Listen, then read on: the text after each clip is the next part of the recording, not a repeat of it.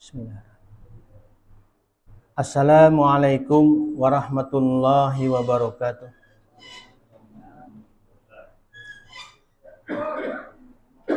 Innal hamdalillah nahmaduhu wa nasta'inuhu wa nastaghfiruh wa na'udzu billahi min shururi anfusina wa min sayyiati a'malina.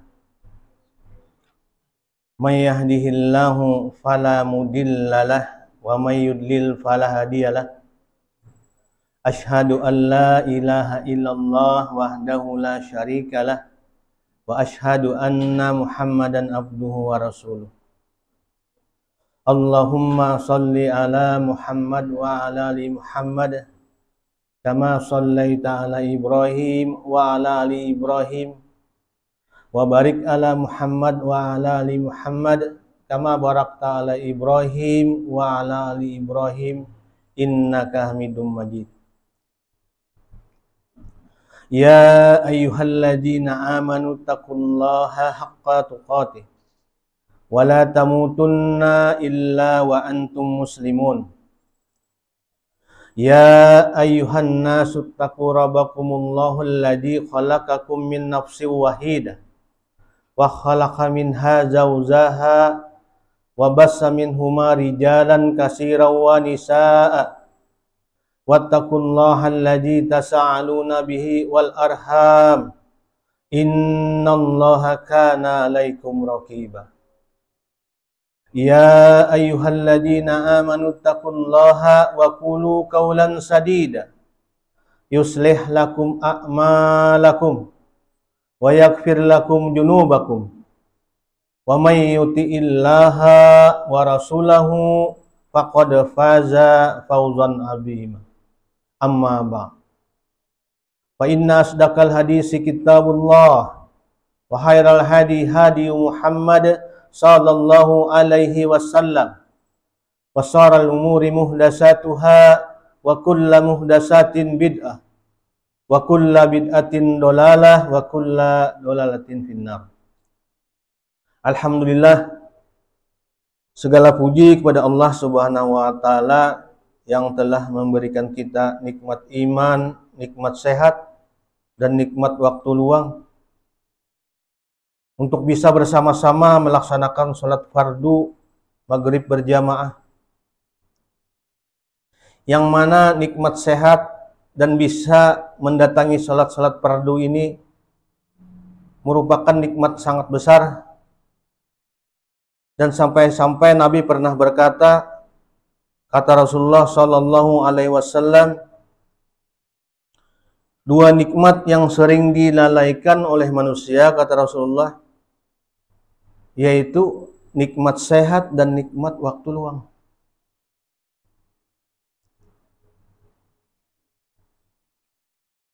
Ada orang sehat tapi sibuk dengan segala pekerjaannya dan kemungkinan susah juga melaksanakan sholat berjamaah.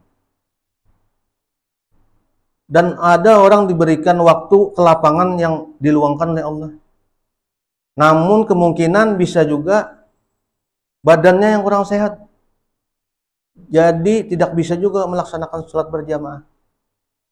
Dan alhamdulillah kita diberikan Allah nikmat waktunya ada, kesehatannya ada, dan bisa bersama-sama mendatangi sholat berjamaah, yang mana kata Rasulullah di antara sholat ke sholat itu merupakan penghapus dosa.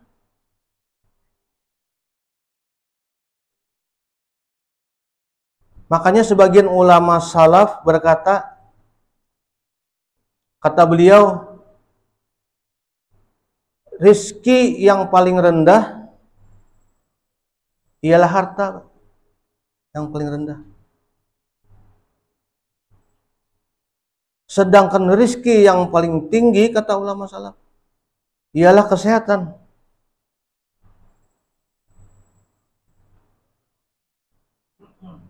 Dan rizki yang paling utama ialah anak yang soleh. Dan rizki yang paling sempurna ialah ridhonya Allah Subhanahu wa ta'ala. Namun bagaimana kita melaksanakan rezeki yang diberi Allah tadi. Dan alhamdulillah kita tergolong orang-orang yang bersyukur, berarti bisa melaksanakan ketaatan kepada Allah Subhanahu wa taala. Karena apa? Orang yang bersyukur, kata Ibnu Taimiyah, harus mencakup 3 persyaratan. 3 persyaratan badan. Sampai bisa dikatakan orang tersebut bersyukur. Yang pertama, kata beliau, dia meyakininya dengan hatinya. Bersyukur, memuji kepada Allah Subhanahu wa taala. Yang kedua ialah kita nih, ciri-ciri orang yang bersyukur, senang memuji Allah, berzikir, baik melafazkan alhamdulillah atau kalimat-kalimat thayyibah yang lain. Dan yang ketiga, kata beliau, orang yang bersyukur buktinya ialah dia melaksanakan ketaatan kepada Allah Subhanahu wa taala. Bukan hanya di bibir saja alhamdulillah. Itu belum mencukup lagi, belum sempurna. Karena apa, kata beliau? Orang yang bersyukur dan hanya melapaskan di bibir saja seumpama permisalan, Pak. Seperti Pak Haji, seperti orang yang membeli baju baru dan dia tidak memakainya dan hanya dipegangnya saja. Ini baju saya baru, namun tidak dipakai. Sedangkan dia tidak berpakaian. Oh, bayangkan, ini permisalan. Alhamdulillah kita di sini mudahan tergolong orang-orang yang bersyukur. Ini kaitannya dengan hasil pembelajaran Ramadan tadi, mudah-mudahan termasuk nih. Karena di surah Al-Baqarah ayat 185, setelah kita melaksanakan nih ibadah-ibadah di Ramadan, Allah menyuruh kita Pak. A'udzubillahi minasyaitonir rajim. Walitukabirallah ala ma hadakum wa la'allakum tashkurun. Pardon. Allah menyuruh kita nih, agungkanlah Allah, kata Allah, atas petunjuk yang diberikannya kepadamu agar kamu bersyukur. Ini kan alhamdulillah kita nih. Mudah-mudahan nih termasuk kita tergolong orang-orang yang lolos di Ramadan. Makanya kan para sahabat di zaman Rasulullah kan, bila setelah Ramadan dan menemui hari Id, saling mengucapkan taqabbalallahu minna wa minkum.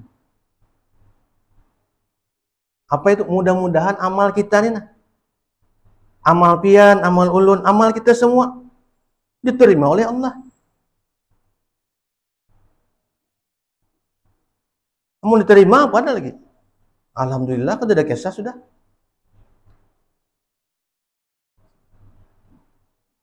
Makanya kan sebagian ulama terdahulu kan mengucapkan semoga kita kembali fitrah ya dan meraih kemenangan. Minal aidin wal faizin itu kan. Semoga kembali fitrah dan meraih kemenangan, kembali suci.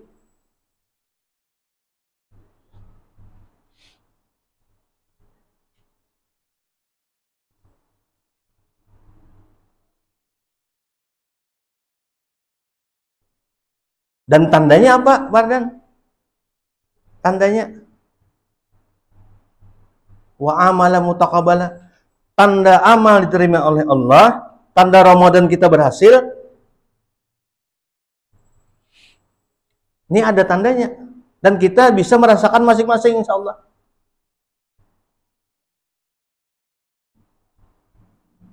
Tandanya itu apa? Bukan berbaju baru, bukan tanda itu.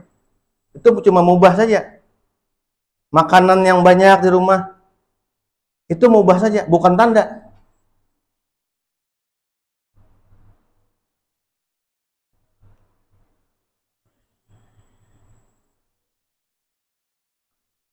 Tanda orang yang Ramadannya diterima ialah orang yang ketaatannya kepada Allah, ketaatannya apa kepada Allah? mudawamah, terus menerus badan, baik selama Ramadan sampai setelah Ramadan. Nah itu insya Allah ketaatannya terus menerus mudawamah. Makanya kan Aisyah pernah berkata, amal itu tidak harus banyak. Yang banyak bagus lagi. Yang penting apa? Istiqomah, mudawamah terus menerus.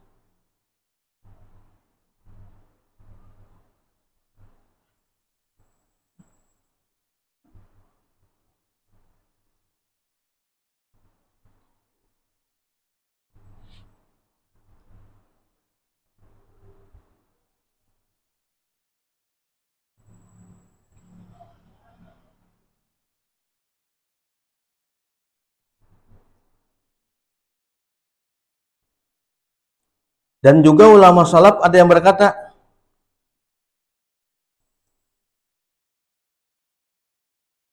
yang disebut hari Id, hari raya, bukanlah hari di mana kita bersenang-senang.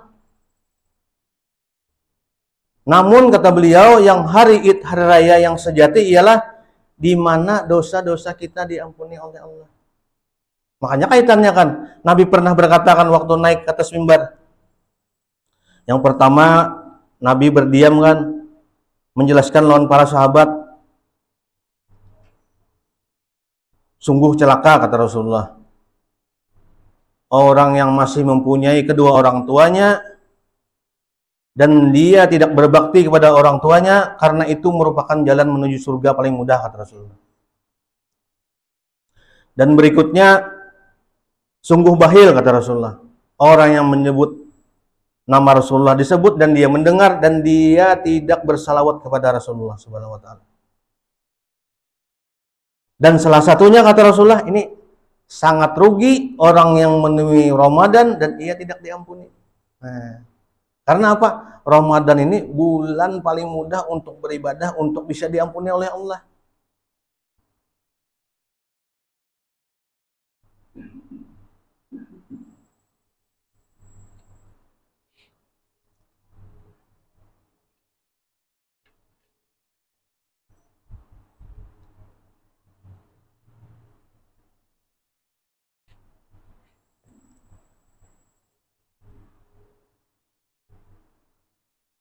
Jadi dengan indikasi tadi, indikasi bahwa amalan kita diterima oleh Allah di bulan Ramadan nih.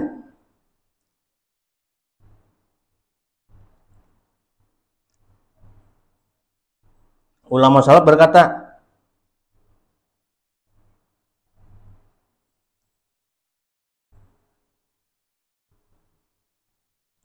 kata beliau,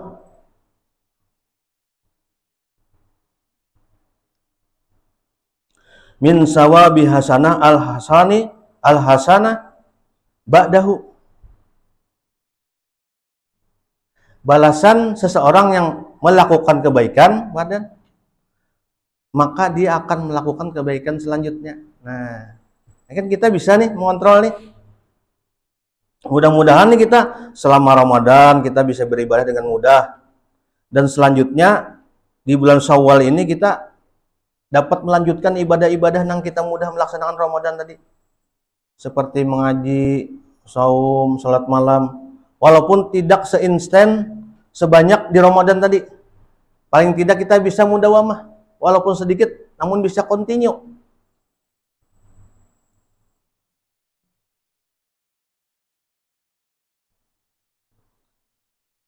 Karena kata ulama salaf, di antara balasan kebaikan ialah dia melaksanakan kebaikan yang selanjutnya. Begitu juga orang yang berbuat sayyi'ah. Barang siapa yang melaksanakan kejahatan, maka mereka akan dilanjutkan dengan kejahatan yang lainnya, keburukan yang lainnya. Nah, naudzubillah, mudah-mudahan kita terlindung dari nang sifat-sifat tidak baik tadi. Mudah-mudahan tergolong orang-orang yang taqabbalallahu minna wa minkum. Nang Ramadan tadi amal ibadah kita diterima oleh Allah, kita semua nih.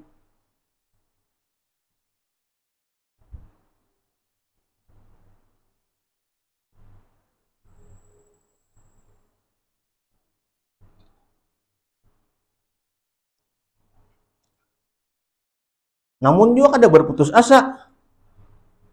Misalnya nih, Ramadan kita kurang intens, kurang cangkal badan. Dan setelah Ramadan kita nih melaksanakan ketaatan kepada Allah. Oh, itu Allah senang juga. Senang juga badan.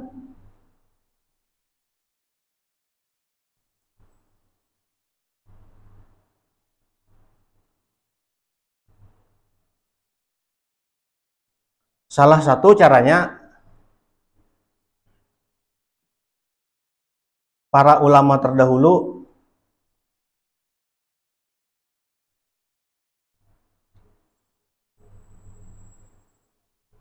mengkategorikan, ada metodenya agar kita nih bisa istiqomah dalam melaksanakan ketaatan.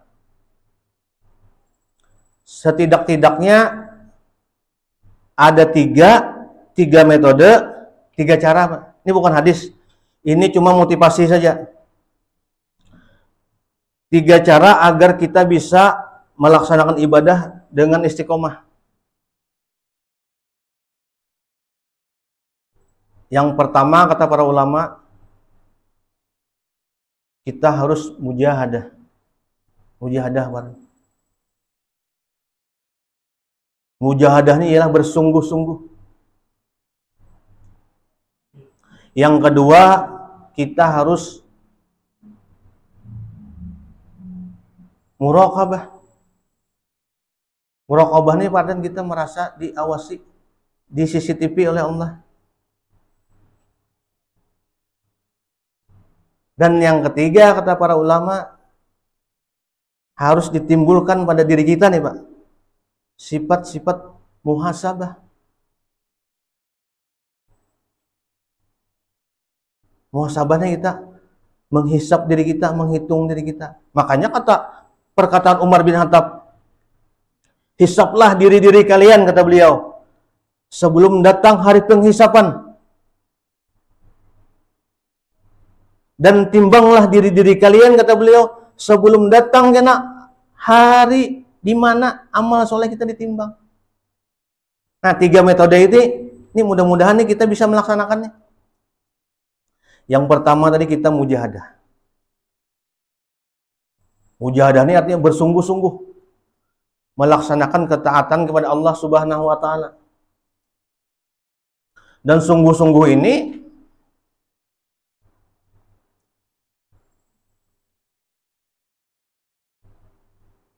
perlu perjuangan, perlu kesabaran. Makanya kan di surah Ali Imran ayat 200, A'udzubillahi minasyaitonirrajim, ya ayyuhalladzina amanusbiru wassabiru warabitu wattaqullaha la'allakum tuflihun. Man, bayangkan badan. Di sini Allah menyuruh kita 2 kali bersabar.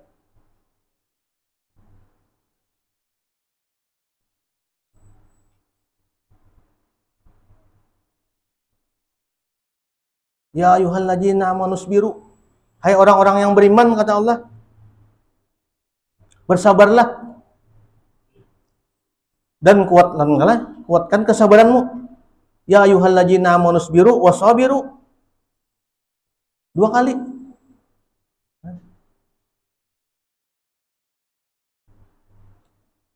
Dan di surah Al-Baqarah Allah berkata juga, metodenya nih agar kita nih istiqomah, wasta'inu bis-sabri was-shalah. Nah, mintalah pertolongan kepada Allah dengan sabar dan sholat agar bisa istiqomah dalam beribadah.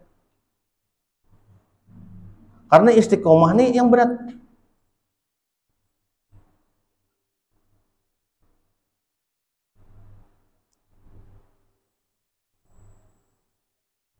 Namun ada amalan sehari-hari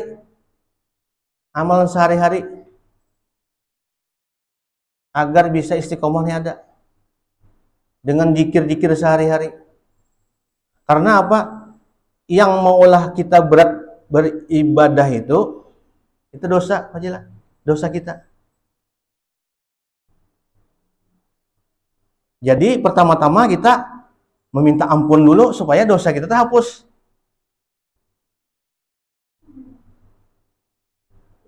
Pernah datang kisah nih. Pernah datang sahabat lawan Rasulullah, Haji Abi Bakrah ngaranna. Wahai Rasulullah ya,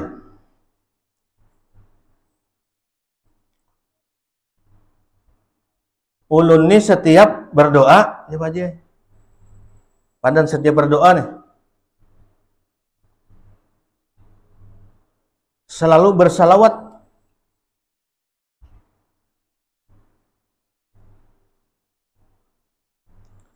Dan hampir sepertiga dari doa-doa saya mengucapkan salawat. Bagaimana Rasulullah ya, menurut pian? Jadi Rasulullah menimpali Nabi Muhammad SAW. Seandainya kata Rasulullah, salawatmu lebih banyak, melebihi sepertiga tadi, itu lebih baik kata Rasulullah. Nah itu Pak Yadi, melebihi sepertiga. Jadi jar sahabat Abi Bakrah tadi, oh kalau begitu Rasulullah, karena lebih baik separuh sudah, separuh dari doa-doa saya lapaskan bersalawat memujimu. Jadi Rasulullah menyauti lagi,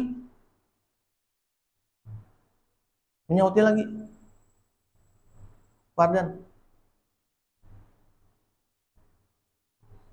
seandainya lebih banyak kata Rasulullah, itu lebih baik.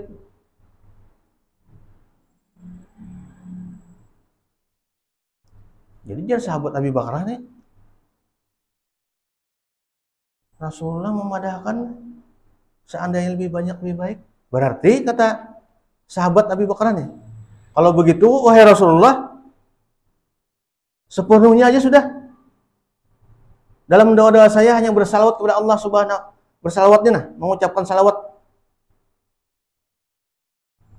Jadi Rasulullah menyauti, benarkah begitu wahai Abu Bakrah? Iya Rasulullah. Maka kata Rasulullah, dosa-dosamu akan diampuni oleh Allah dan hajat-hajatmu akan dikabulkan oleh Allah Subhanahu wa taala.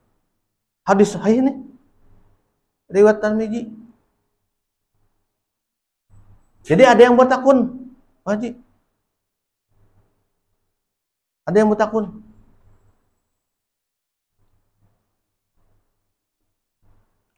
Ulun membaca di Al-Manhaj itu bertakun. Wahai Syekh, yang begini nih ada yang bertakun. Mendengar hadis tadi, ini bertakun. Orang ini bertanya, apakah hadis ini sahih kan? Sahih. Jadi bagaimana? Apakah bertentangan nih dengan doa-doa yang diajarkan Nabi? Sedangkan Nabi kan banyak mengajarkan doa-doa yang lain. Jadi kata beliau, tidak bertentangan. Ini kan momen-momen tertentu kan kita bisa, selain melapaskan doa-doa yang kita hafal kan, jadi dibolehkan kita bersalawat aja. Misalnya waktu singkat, misalnya Pak Haji, misalnya di waktu di antara dua khutbah kan kita berdoa kan, kita tidak sempat padan mengucapkan apa-apa hajat-hajat kita, keinginan kita bisa bersalawat aja. Itu dibolehkan.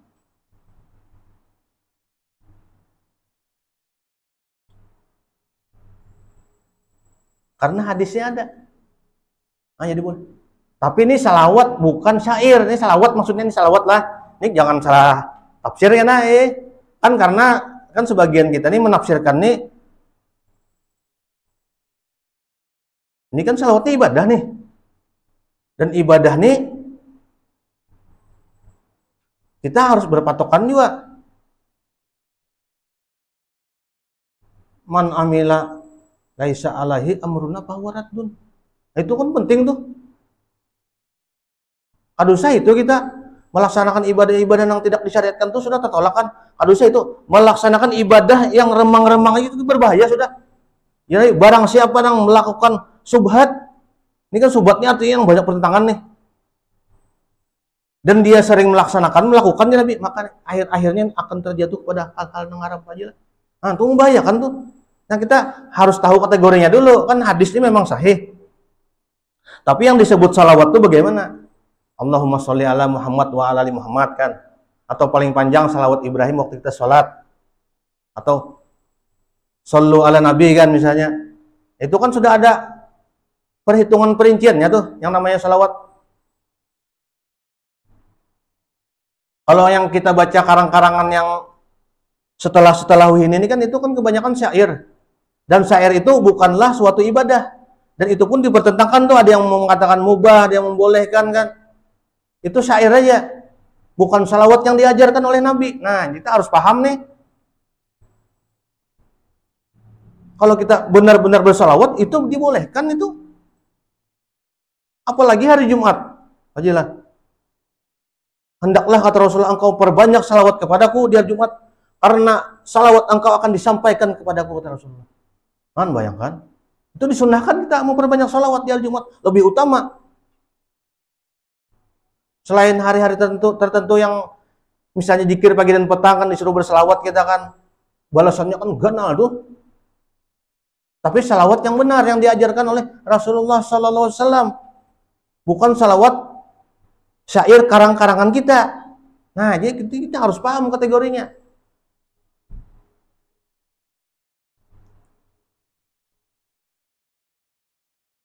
Sampai ada kan yang viral kan, mau ini salawatin aja ya kan. Apa aja ada kan, mau mobil salawatin aja. Itu sebenarnya hakikatnya benar, bujur hakikatnya. Tapi salawatnya yang bagaimana? Salawat yang diajarkan oleh Nabi.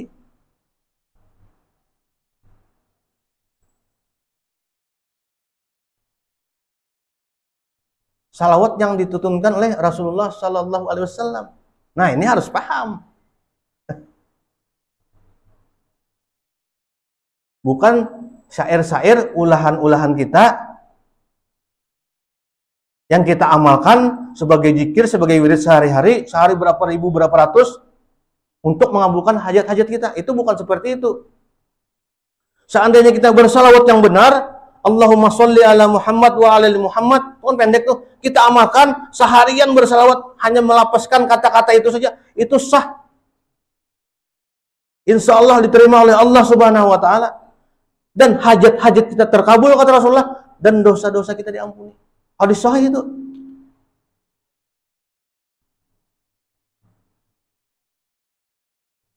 Makanya setiap ibadah jangan berani-berani kita membikin-bikin sendiri, membikin-bikin seorang. Setiap sembahyang, shollu kama ru'aitumuni usolli kata Rasulullah. Sembahyanglah engkau, sholatlah engkau sebagaimana melihat aku sholat. Apakah kita melihat Nabi sembahyang? Ya jelas ada. Ada melihat kita badan. Jangankan melihat, beribuan tahun berbeda zaman. Namun apa? Nah, melihat di sini kita dengan hadis-hadis yang telah disampaikan oleh guru-guru kita. Hadis-hadis sahih yang telah dibawakan oleh ulama-ulama kita. Di situ melihatnya Pak Yadi. Segala macam ibadah itu semua itu. Di situ melihatnya kita.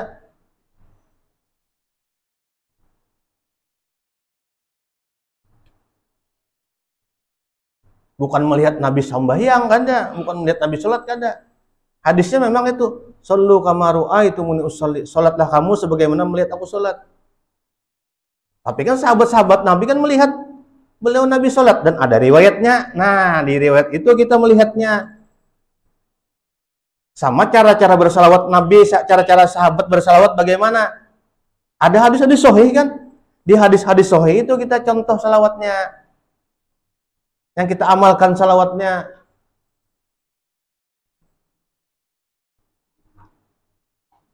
Tapi kita bukan, nih, saat ini kita bukan mempetak-petakan, menyalah-nyalahkan, mengkategorikan selawat-selawat yang bukan selawat Nabi itu salah, bukan.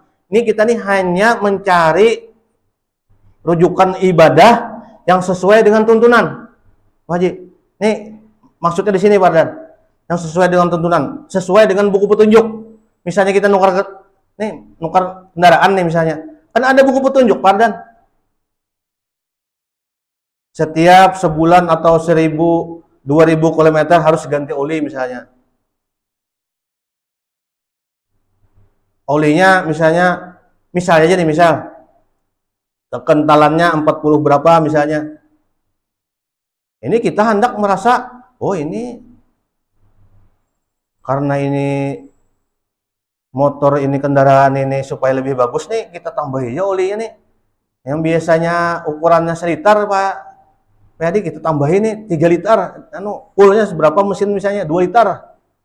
Kita isi 2, misalnya jadi misal kita isi 2 liter kendaraan kita nih. Bisa kan muter-muter mesinnya. Full. Padahal lebih baik tuh maksudnya kan. Nah ini contoh aja. Ini bukan kita menyalah-nyalahkan. Karena ibadah ini taufikiyah turun dari Allah Subhanahu wa taala. Bukan ulahan kita, bukan ulahan manusia biasa. Dan Nabi Muhammad SAW pun itu berlaku ini berdasarkan wahyu, bukan olah-olahan sidin.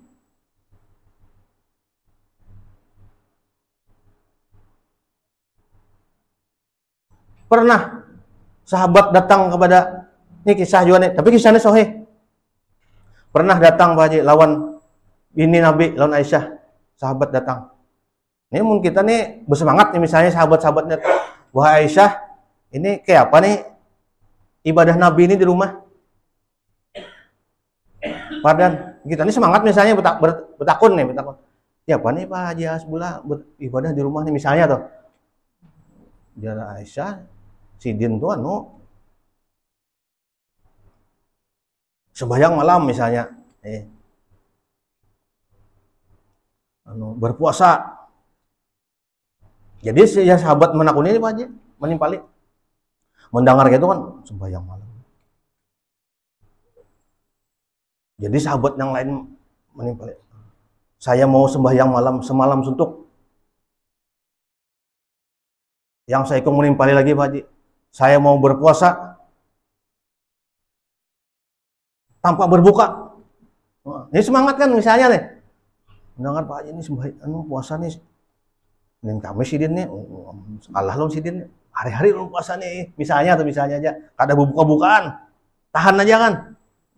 Atau malam hanya berbuka karena misalnya atau misalnya. Dan saya ikut lagi menimpali. Saya ini akan beribadah aja. Membujang, ada sing kawin-kawinan. Jadi Aisyah ini menyampaikan lawan Rasulullah SAW. Jadi Rasulullah malah kada senang jadinya mendengar orang tersebut. Apa aja? Ya Nabi, saya nih menikah juga. Beribadah menikah, sahabat tadi indah menikah. Ya Rasulullah, saya ini berpuasa dan berbuka. Dan kata Rasulullah, saya ini sholat dan tidur juga. Maka apabila orang yang tidak menyukai sunnahku, Rasulullah, itu bukan umatku. Bayangkan, sampai di situ Pardan, ini orang yang beribadah aja ya dicela. Karena apa? Melebihi apa yang disyariatkan, yang dibawa oleh Nabi. Sama dengan kita beribadah, mengulah-ulah sendiri. Kada ada syariatnya, mengulah-ulah lagi. Itu kan lebih fatal lagi. Ini benar aja, padahal ibadahnya berpuasa bujur. Sholat malam bujur. Beribadah bujur. Tapi menyelisih apa yang dibawakan oleh Nabi. Nah, ini kan penting nih supaya paham kita, Pak, dalam kategori beribadah kita nih. Niat bujur benar. Karena Allah Subhanahu wa taala semangat kita mujahadah dah, bersungguh-sungguh pada mujahadah kita nih, bersungguh-sungguh melaksanakan ketaatan. Tapi apa? Nah, tidak sesuai dengan kategori tadi. Ada realnya kan? Nah.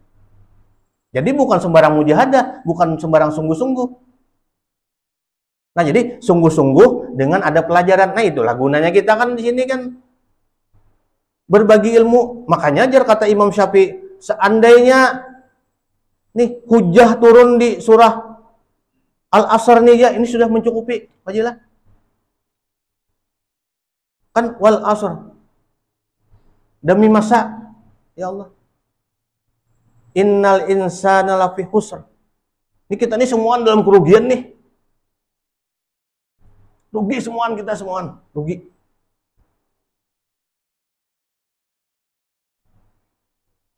Kecuali apa? Nah, kecuali orang yang beriman dan beramal soleh dan saling nasihat menasehati dalam kesabaran dan kebenaran ketakwaan. Nah, itu kan kuncinya tuh. Saling berbagi ilmu, wattawasau bil haq wattawasau bis sabr. Berbagi ilmu yang benar. Jadi ilmu yang benar, ilmu yang hak. Nah, disitulah gunanya kita belajar. Bukan hanya mendengar yang disampaikan oleh orang yang sudah terbukti. Biar terbukti, kalau realnya menyelisihi, itu berbahaya ibadah kita. Karena apa? Menyelisihi. Jangan sembarang hanya mujahadah saja, bersungguh-sungguh aja kita. Namun tidak belajar, ini amalan yang disyariatkan, ini yang tidak disyariatkan. Jadi harus belajar dulu kita. Nah, itu gunanya. Jadi mujahadah memang perlu. Makanya para ulama salaf menganjurkan kita harus mujahadah bersungguh-sungguh. Selain bersungguh-sungguh menuntut ilmu, dan bersungguh-sungguh juga beribadahnya, mengamalkan ilmu fadilah. Kalau bersungguh-sungguh dalam beribadah aja, makanya kata ulama salaf, nih, orang yang abid, orang yang beribadah, dan orang yang berilmu, lebih jauh bedanya, fadilah. Orang yang beribadah dengan ilmu, dan orang yang beribadah hanya dengan ibadahnya aja. Bedanya. Kalau orang yang beribadah dengan ilmu, itu laksana rembulan. Kalau orang yang beribadah hanya dengan keinginannya, itu laksana bintang. Karena apa? Beribadah tanpa ilmu itu bisa banyak terjadi kerusakan. Nah, itu contoh kecil aja. Ini sebagai motivasi bagi kita agar beribadah itu sesuai rel. Ada relnya, ada ilmunya. Nah, makanya. Yang kedua tadi ya, kita merasa diawasi oleh Allah. Ibadah kita tuh. Jadi kan insya Allah kita nih ada melenceng dari jalur karena merasa diawasi oleh Allah. Dan yang ketiga tadi kita merasa agar diri kita selalu menimbang-nimbang, menghisap-hisap kita. Ya Allah nih, apakah yang kulakukan ini sudah sesuai lawan yang disyariatkan oleh Nabi Muhammad, yang dituntunkan oleh Allah, sesuai Al-Quran dan Sunnah. Kita kalau menghisap, astagfirullah nih, tersalah tadi nih. Perbaiki esok kan. Amalannya niat ulun nih kurang ikhlas nih, kurang apa, perbaiki lagi kan. Nah ini insya Allah nih, 3 kategori ini, 3 cara ini, kata para ulama, ini kita untuk membangun keistiqomahan kita dalam beribadah. Yang pertama tadi mujahadah, bersungguh-sungguh dalam kebenaran. Itu bersungguh-sungguh, lalu kita muraqabah, merasa diawasi oleh Allah. Jadi insya Allah untuk bermaksiat nih kita jauh, karena apa? Merasa di CCTV oleh Allah. Dan yang ketiga tadi kita banyak-banyak muhasabah. Banyak-banyak istighfar kita. Makanya kan, bayangkan setiap kita di majelis dia, setelah selesai Nabi menyuruh kita banyak beristighfar. Karena apa? Itu sebagai kafarah ya Nabi, penghapus apabila ada perkataan-perkataan yang tidak sesuai. Nah ini sampai aja ini mudah-mudahan Allah menerima ibadah kita. Dan kita hapus dengan tadi istighfar nih. Subhanakallahumma wa bihamdika asyhadu an la ilaha illa anta astaghfiruka wa atubu ilaik. Assalamualaikum warahmatullahi wabarakatuh.